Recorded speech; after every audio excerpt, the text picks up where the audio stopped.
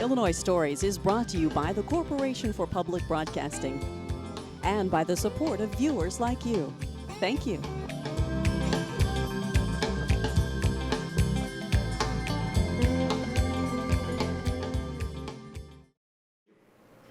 Hello, welcome to Illinois Stories. I'm Mark McDonald in Springfield at the Capitol Complex at the Illinois State Archives, a building that you may have walked past many times and didn't even notice because it blends in so well with the Capitol Complex. This building is 75 years old now, and it's one of the few buildings that was built strictly to house archives. And as such, it has a very interesting architecture, which we're going to see during this program. We're in the lobby that you would enter if you came in here to get help finding a record, for instance. And Elaine, Elaine Evans, you're a senior archivist. You've been here for more than 30 years, right? I have. So you've seen a lot of people come and go here. I have. And when they come in here, none of the records leave here. No. But anybody looking for an official state document, this would be the place to come, wouldn't it? This would be the place. The public documents of the state of Illinois we hold in this building. Mm-hmm. This building was built, I think, 1938?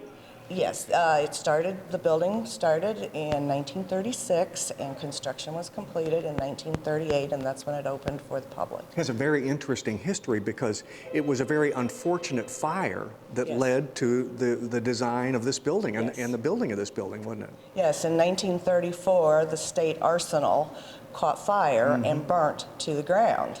The World War I soldiers' bonus records were part of the items that were kept at the state arsenal, and most of those burned or were destroyed. And Margaret Cross Norton, the archivist at the time, used that as incentive, impetus. Shouldn't our soldiers' records be better protected? And she went to the Secretary of State. And with that, they went to the legislature. The General Assembly appropriated $500,000. The federal government kicked in, the Works Progress Administration, Projects Administration kicked in $320,000, and the building was built for $820,000. A bargain today. Absolutely. You know, and you mentioned the 30s. This building screams the 1930s, doesn't it? It does. Because I'm looking in this lobby behind you, these beautiful panels that are sculpted out of stone. Yes. And you can see they just have that 30s look, don't they? Right. The sculptor was Alvin Meyer from Chicago, the architectural firm Halliburton and Root. He also did the LaSalle Street sculpture, the LaSalle Street entrance of the Chicago Board of Trade sculpture, and the frieze above the Chicago Daily News building. So I'm rather proud to have some of his artwork right here that I get to see every day when I walk in the building. Let's start on the left here with these three panels. It's interesting. What he's tried to do is take us through history of how records were made and kept. And of course, way back when, there are these drawings which would have been just hieroglyphics from 1000 BC, which is pretty cool. Then, of course, drawings, the earliest biblical entrance. And then the second one would be from the Orient, 2100 BC government. And then the most recent, and this shows our age, doesn't it? The most recent is printing and typing. Yes. It was a typewriter. Wow, that's high tech, huh? But in 1938. Yeah, that's right, that's right. And look at the typewriter. I know, and it is. It's one of those, of course, that was very modern at the time. That was very modern. What about the stone that we see the inside built of? This is Joliet limestone, and if you'll notice, the stone looks like it might be a little bit dirty. You might see some gray flecks here and there. Well, that's evidence of the coal that remains in the limestone. I'll be darned. Now, the outside of the building is Indiana limestone, so it has a different texture, different color than the inside. The choice of flags is interesting, too. Of course, the U.S. and Illinois flags are here, but this closest one, the Great Britain flag, and then the one next to it, the yellow and white, France. Yes. So those were the choices of flags because those were the earliest settlers, I guess. Yes, Illinois was under the control of France, Great Britain, and the United States at separate times, of course. Before we leave this beautiful entrance, we've got to look at this ceiling, and it looks like a very fancy plaster to me, but I tell you what, I don't know my I don't know my stuff on this. What do you call this? It's called a polychrome ceiling. It's remarkable when you look at all the colors and how bright they are. Has it ever been professionally cleaned, or does it just stay like this? It's gorgeous.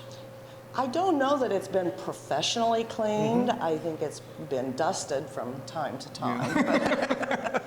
It's knockout. It is, and it's 30s too. You know, it's Right. really, really Art Nouveau. Okay, well, let's go. If I'm a visitor here and I'm looking for a record, the first thing I would do is leave this area, the Right. secure area, Come in and the go into the lobby, reference. And we'll go into our reference room. And we'll walk through here. This was the museum room when the building opened. A museum room. A museum room. Okay. Well, this is beautiful and cozy. I mean, it's very comfortable. Very comfortable. It feels like a library. And this is where the public comes to use any of the records that we have. It's a closed stacks, which means the person does not go up into the stacks like a public library to look and see what they want to You look have people at. that would assist them. Yes, So they would yes. find out here what they want. Yes. Somebody from the archives would go get the records Yes. and bring it down here. Right. A person would come in, and they can come in either with the information already, knowing that they want to look at a specific record. Or if they're not quite sure what they want to look at, we have the person that is at our reference desk. She, We have she some- didn't want to be on She did camera, not so want she to took be on off. camera. Or we have our reference archivist that you can walk in and you can tell them, I am looking for information about this subject. Do you have any suggestions on what records I need to look for? And our reference archivists are more than willing to help folks find that information. Let's take a look down this hall. We don't have to go in there, but let's take a look down there. Are those card files? This is our card catalog Okay. aisle. This is the other ceiling that is quite attractive. Oh my goodness, is it ever? And it's that barrel vaulted ceiling, isn't it? Oh my goodness.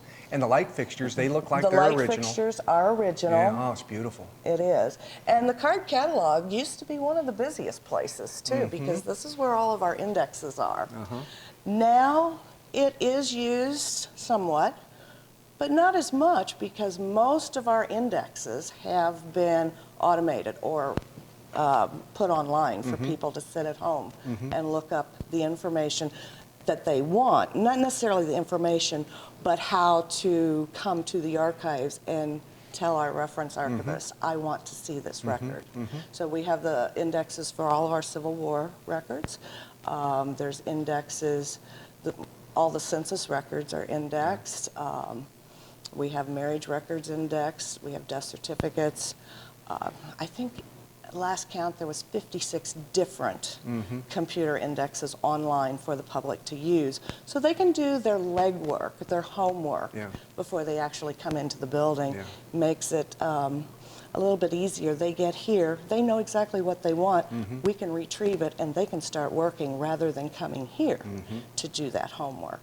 Well, during this program, now we're going to go up into the stacks, like you said, and we're going to find out, you know, how records are kept. We're also going to find out how records are conserved, what kind of records are kept here, and who, through all these years, has been keeping these records in the archives. Thank you, Elaine. You're welcome. Okay, Elaine, we are in the stacks. We are right? in the stacks. This is the business part of archives. Yes. We saw the beautiful part of archives. Yes. But this is business, and this is where things are kept away from heat, humidity, fire, water, anything. This is about as safe as it can get. Right, right. And if you notice, when we walked through the door to this area, there was a definite change in the temperature, because we do maintain the temperature at about 64 degrees and the relative humidity 30 to 40%. Best for paper. That's best for That's heat. what paper And in fact, if we just look right down here, and we can actually hear the system going, you can hear this whooshing noise, and that's your air handler right there. This is a very recent addition. It's a new HVAC system, and each level of the archives, engineers monitor the temperature and humidity, so if there's ever a spike or a decrease, they can get on it right away. That's one of the few changes since the 30s. Yes. The rest of the ceiling, It's a steel ceiling. concrete floor, the dividers, Those are metal, steel. Steel. And steel filing cabinets. Filing cabinets are steel. Yes. If a fire did break out in this section of the building, it couldn't spread.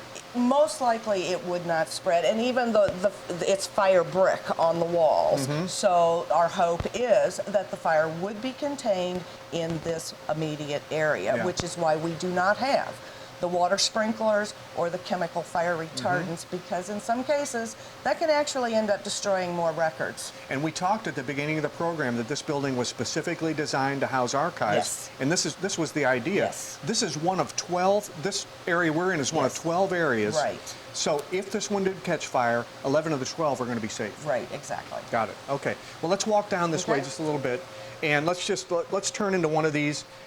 These are special too, because when Ms. Norton designed this, she shopped very carefully for these, didn't she? She did, and these are 6-drawer steel file cabinets. She went to the factory to check the ability, the draw of the drawers, to make sure that the staff would have no trouble in opening and closing the drawers. I find that. Well, go ahead and slide one open for us here. And we're in a section of the archives here that is, I think this is dissolved Right, this is a corporations. Secretary of State's record series So from you the pull out Corporations Department. one of these pamphlets, and what you would find is a corporation from Illinois that has been dissolved. Yes. And God knows how many there must be, but A lot. thousands and thousands. But it's very smooth. That thing. Even a woman named Norton could open that with no trouble. Absolutely, and I have a vision of her at the factory just doing this. Okay, we'll take it. We'll take 10,000 of these. 10,000 of them, yes. And you know, at the time with the 6-drawer file cabinets, it was most standard file cabinets are 5-drawer, so that yes, you can access this stuff from the top. The 6-drawer, you have to have a ladder. But these are not accessed. These records are not accessed every single day. Right. You know, there may be a drawer that doesn't get opened for a few years. Doesn't mean those records are any less important. Right. It's just no one has called for that particular record. Yeah. John Reinhardt, we're on level 12. This is the 12th story, or Bay 12th floor. 9B, which means a lot to you, nothing to me. But I asked for an area. Of course, they said nobody knows the stacks like John. And you've been here before. You know all the stacks. I'm an old timer now, which I may not look at it. And you're a supervisor, right? Correct. Yeah. Okay. I asked you to take me to a place that people found to be very interesting, and you said, well, the Civil War muster-out records are terrific, and since Illinois had so many volunteers in the Civil War, we got a ton of records. Yes, don't we do. These are actually muster rolls. They're probably our most popular record for Civil War researchers, and I'll pull one of these down for you. And these are original records entered by hand, right? Correct. They were all. Like precious stuff. And this is actually of the 114th Infantry, which was primarily from this central Illinois area, Springfield. Look how perfect the penmanship is. But they Somebody will list really each individual that served. The names are on the left over here. The names So this are on is the left. this is the name. The first one is Benjamin Ferguson. He was a captain. Correct. Age of 26, and this one when he left service after the Civil War. This would have right? been actually when he went in. So when he when he mustered in, this has both their muster in and muster out information. Oh, okay, so if I'm researching my family, and I know I've been told that through the years that I had a great grandfather or somebody that served in the Civil War, I could find out his record here. Correct. Terrific. Okay, and that's when he went in. Yes, and it'll have a physical description. It normally lists their occupation, their nativity. Sometimes it's just a state. Sometimes it's a state and a county. Sometimes it'll list the actual city. It tells you when and where they joined, when they mustered in, their residence, and when they mustered out, if they mustered out. And often there's comments or remarks there if they were killed or died of disease, that type of thing. And those remarks are way over. They're over way on the here. far right. And those are the remarks. It'll say reassigned, or it'll say promoted, in many cases, just a note. This man was killed in action. A note about the outcome of their service. And these are, like you said, these are mostly Sangamon County folks. I love this part of it too, the occupations. There are a lot of occupations here that you don't hear of anymore that people would say, what did that person do? You know, what was a miller? What was a cooper? What was a, you know, and all that is in here as well. Exactly. That's kind of neat. You probably still find this stuff fascinating, don't you, after all these years? Absolutely. There's just, you know, like I said, these are our most popular records, and we've got other Civil War records, but they're just, you never know what you're going to find, and it's just extremely interesting work. Elaine, from level 12 to level 8. Yes. They all look the same, and they're supposed to. I mean, not to Yes. you, but they do to me. They're supposed to look the same. In this section of the archives is where records of bonuses paid to military men and women were paid. Yes. Records of those bonuses paid. So there's Korean War over there. There's World War I over there. All of these containers have records of bonuses paid to people who served, and it's interesting because we have pulled one from World War I, which survived the fire of 1934 that we talked about earlier in the program, when the arsenal was the keeper of the records. Right. And it burned, and many of them could not be saved. Most of them were destroyed. There was a small portion that was salvaged, and these are what most of those records look like. You'll see the major portion of the paper, but around the edges you do see a lot of charring. They're very, very fragile. They've tried to cut off most of the burnt edge. In this case, this was a $100 bonus paid to the deceased's mother. Right. When the legislature created the Service Recognition Board in 1921, it was to pay veterans, Illinois veterans, a bonus. And then they also included the veteran or his survivor. So in the case of this document, which the bonus goes to a mother, it's because her son died in World War I. Yeah. You have a lot of instances where these records were partially saved. A lot of them are charred. But it's a very, very good reminder of why an archives building is needed. Yes. Yes. Because these things, this would be, well, these would all be gone if that ever happened here, and it's not going to happen. Hopefully not. Yeah. I mean, I think that they're here for the duration. And, you know, I'm very sorry they had to be burned. Yeah, yeah. But it was that motivation to get something because Illinois records are so important to keep for the duration. Yeah, yeah. Dottie Hopkins, records don't always come into archives in good condition. Right. And even if they do, they got to be kept in good condition, right? Because they're going to be kept forever. And that's where you come in. That's true. Yes. You're called a conservator. I am. Yeah. What does a conservator do? We take in the documents, we do what's necessary to make them usable to the public and to preserve them so that they will last indefinitely. Here's a good example of what can happen to a document. And this is fascinating that you would have this here. These charred remains that right below us here are from the Chicago fire. Absolutely. In 1871. Absolutely. And they happen to come this way for reasons unknown, but you have them, and they're a great educational tool, aren't they? They are. And at one point when they first came in, you could actually smell them. So you could smell history. You can see history. It's just, you know, it's an awesome record series to have. I mean, we don't show them very often, but when we get skull groups in, it's something that we can pull out. They can see history, you know, and I wish we could still smell it because to be able to smell the smoke smell was just... It makes it real, doesn't it? Yes, it does. A lot of people thought that all the records were destroyed in that fire. It turns out they weren't. No, they were not. Now, you don't have, you're not a history museum. No. But if something is an official state record, it belongs here. And that's what this letter from Abraham Lincoln's all about, isn't it? It is. He wrote it to Governor Bissell in 1858. And that's why we have it. It's entirely in Lincoln's hand. It's, I think, just an awesome document.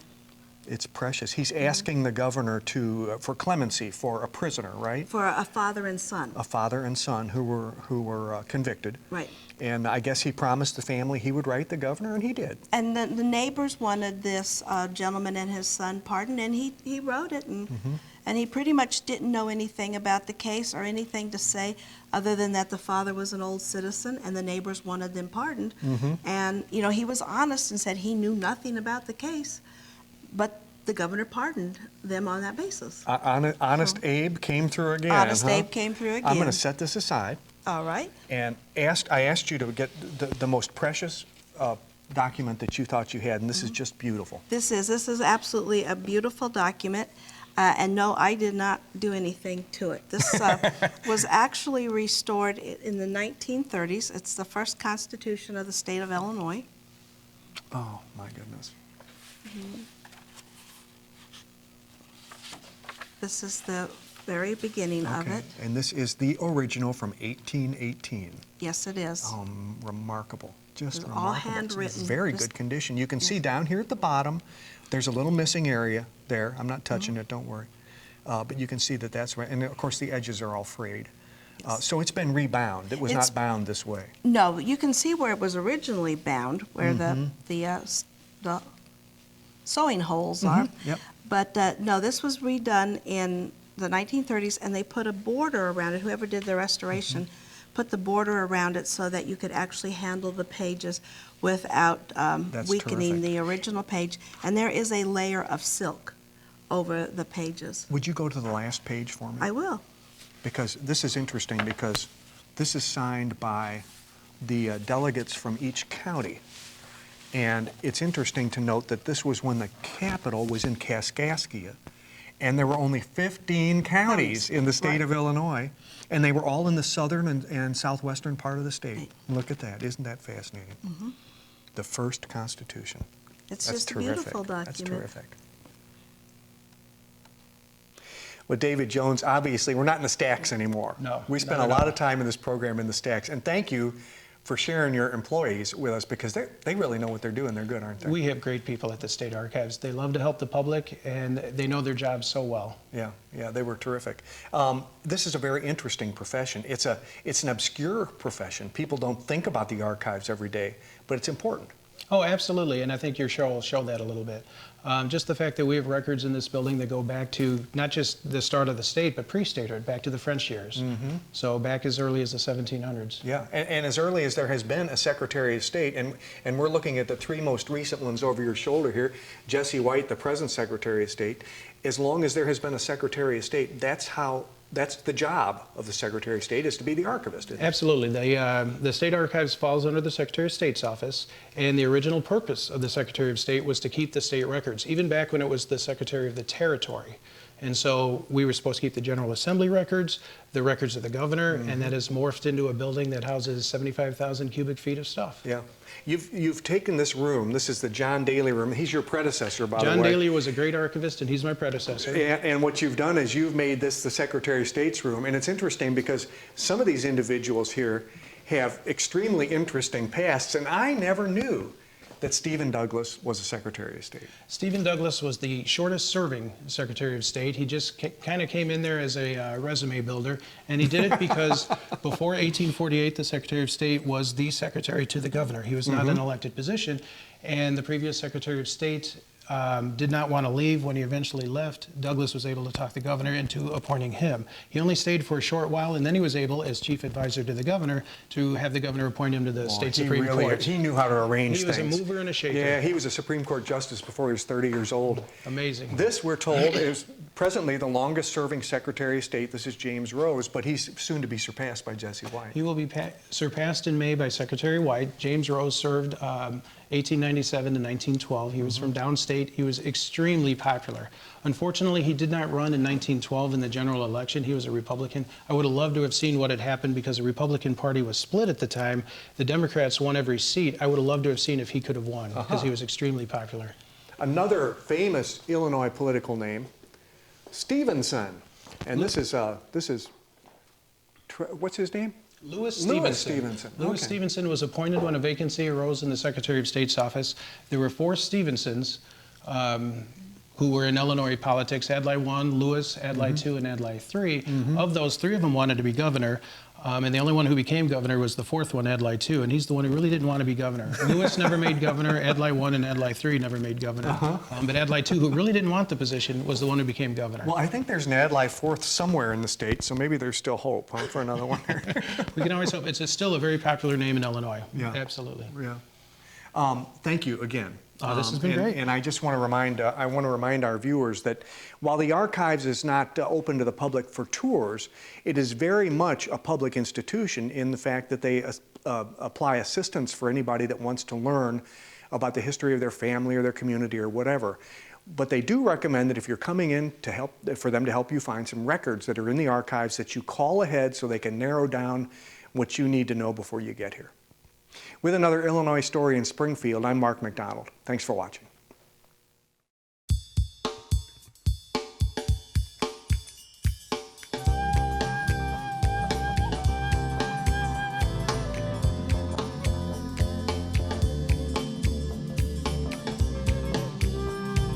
Illinois Stories is brought to you by the Corporation for Public Broadcasting and by the support of viewers like you. Thank you. For a DVD copy of the program you've just seen, send 1995 to Network Knowledge, P.O. Box 6248, Springfield, Illinois 62708. Be sure to include the program name, subject, and when the program aired. You can also order with your credit card by calling 800-232-3605.